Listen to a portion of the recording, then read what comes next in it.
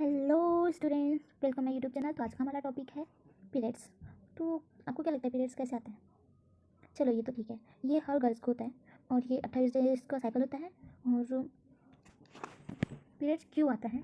जब pregnancy consume होने के लिए पीरियड्स आता है, ये जान लो, ठीक है।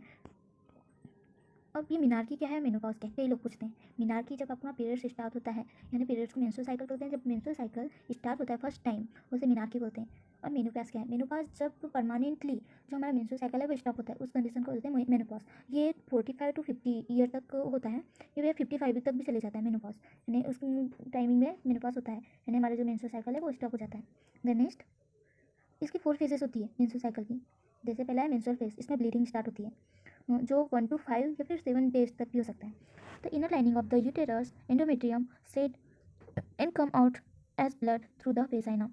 इसमें क्या रहता है, जो इनर लाइनिंग होता है एंडोमेट्रियम, कहाँ की, ये हमारे यूटेरस में जो लाइनिंग प्रेजेंट होती है एंडोमेट्रियम, वो ज़्यादा ही यानी वो सेड आउट होने लगती है, वो लाइनिंग ठीक होकर के सेड आउट होने लगती है, उस फेज को बोलते हैं menstrual phase. Then next phase है फॉलिकुलर फेज। अब फॉलिकुलर फेज में क्या होता है? फॉलिकुलर फेज में ये 1 to 13 डेज का होता है। इसमें क्या होता है, जो फॉलिकल है यानी यहाँ पे जो ब्रेन है, अपना ब्रेन से हार्मोन रिलीज होता है, फॉलिकल स्टिमुलेटिंग हार्मोन, जिसको बोलते हैं FSH। वो क्या करता है, हमारी जो ओरी है उसकी टिश्यू को, यानी ओरी में जो फॉलिकल है उसको मेच्योर करने का काम करता है, डेवलप करता है। और वो क्या करता है, हमारी जो यूटेरस है, यूटेरस की जो लाइनिंग है उसको भी थिक करने का काम करता है और प्रिपेयर करता है फॉर प्रेगनेंसी।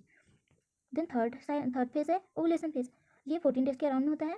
इसमें क्या होता है, जो एग रहता है मेच्योर ओरी मेच्योर एग रहता है, वो रिलीज होता है, फिलिपिन ट्यूब में जाता है। और उस टाइमिंग में अगर स्पर्म है और अगर फर्टिलाइज हो गया तो उस कंडीशन में प्रेगनेंसी कंज्यूम हो जाती है। उस कंडीशन में जो अपना ल्यूटिन हार्मोन है, उस कंडीशन में भी प्रोजेस्टेरोन सिक्रेट करता है और वो प्रिपेयर करता है प्रेगनेंसी के लिए हमारे यूटेरस को। अगर उस कंडीशन में अगर प्रेगनेंसी कंज्यूम नहीं हुई तब भी वो प्रोजेस्टेरोन सीक्रेट करता है, लेकिन कब तक करता है, जब तक जो एग है वो वहाँ पे रहता है। जब एग कब तक रहता है, ये रहता है 18 to 20 डेज तक। अगर 18 to 20 डेज के अंदर अंदर अगर फर्टिलाइज हो गया तो ठीक है, अगर नहीं हुआ तो जो कार्पस ल्यूटियम है वो हार्मोन रिलीज करना बंद कर देता है। उस कंडीशन में तब तक तो जो हमारे यूटेरस है उसकी लाइनिंग बहुत ठीक हो जाती है, यानी प्रिपेयर प्रेगनेंसी के लिए प्रिपेयर, यानी यूटेरस की लाइनिंग को ठीक करना रहता है। वो किसको? प्रोजेस्टेरोन को। कार्पस ल्यूटियम उसे सीक्रेट करता है, प्रोजेस्टेरोन को। अगर उस कंडीशन में यानी 20 डेज के अंदर अंदर अगर फर्टिलाइज नहीं हुआ एक, तो वो स्टॉप कर देता है, जिसकी वजह से वहाँ की जो थिकनेस है वो रुक जाती है और उस कंडीशन में यानी वो सेट आउट होने लगती है। फोर्थ फेज है जिसमें ल्यूटियल फेज बोलते हैं, जिसमें 15 to 28 डेज का साइकिल होता है, जिसमें कि जो कार्पस ल्यूटियम, जिसके बारे में अभी बता रही थी, the structure called corpus luteum from the release progesterone, it thicken the uterine lining. इसमें क्या होता है, ओव्यूलेशन फेज में एक रिलीज होता है ओनली। और इसमें क्या रहता है कि जो कार्पस ल्यूटियम है वो